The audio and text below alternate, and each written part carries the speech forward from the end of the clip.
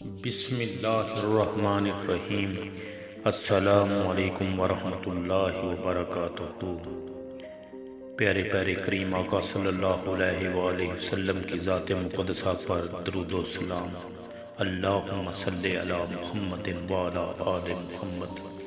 غسل کے دوران مدینہ کی ایک عورت نے مردہ عورت کی ران پر ہاتھ رکھتے ہوئے یہ الفاظ کہے کہ اس عورت کے فلاں مرد کے ساتھ ناجائز تعلقات تھے۔ بس یہ بات کہنا تھا کہ اللہ تعالیٰ نے اپنی ڈھیل دی ہوئی رسی کھینچ دی۔ اس عورت کا انتقال مدینہ کی ایک بستی میں ہوا تھا، اور غسل کے دوران جو ہی غسل دینے والی عورت نے مندرجہ بالا الفاظ کہے تو اس کا ہاتھ میت کی ران کے ساتھ چپک گیا۔ چپکنے کی قوت اس قدر تھی کہ وہ عورت اپنا ہاتھ کھینچتی تو میت گھسیٹتی تھی، مگر ہاتھ نہ چھوٹتا تھا۔ جنازے کا وقت قریب آ رہا تھا، اس کا ہاتھ میت کے ساتھ چپک چکا تھا اور بہت کوشش کے باوجود جدا نہیں ہو رہا تھا۔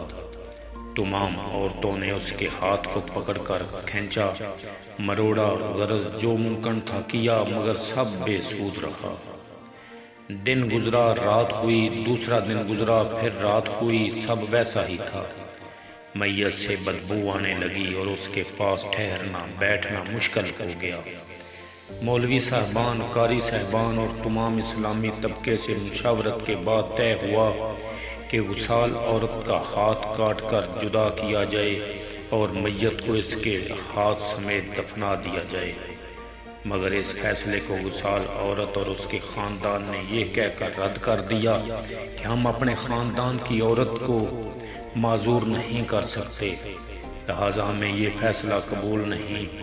دوسری صورت یہ بتائی گئی کہ میت کے جسم کا وہ حصہ کاٹ دیا جائے اور ہاتھ کو آزاد کر کے میت دفنا دی جائے، مگر بے سود۔ اس بار میت کے خاندان نے اعتراض اٹھایا کہ ہم اپنی میت کی یہ توہین کرنے سے بہرحال قاصر ہیں۔ اس دور میں امام مالک قاضی تھے۔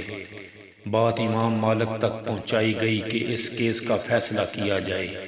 امام مالک اس گھر پہنچے اور صورتحال پھام کر وصال عورت سے سوال کیا، اے عورت، کیا تم نے غسل کے دوران اس میت کے بارے میں کوئی بات کہی؟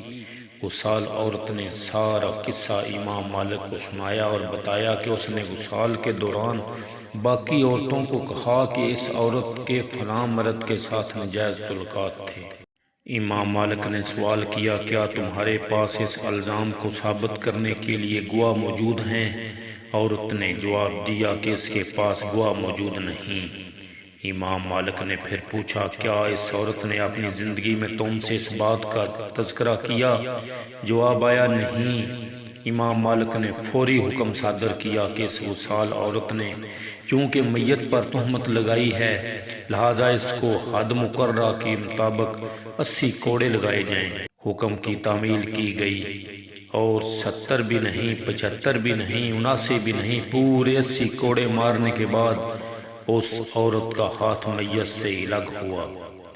آج ہم تہمت لگاتے وقت ذرا بھی نہیں سوچتے۔ استغفر اللہ۔ اللہ پاک ہم سب مسلمانوں پر اپنی رحمت فرمائے، آمین یا رب العالمین۔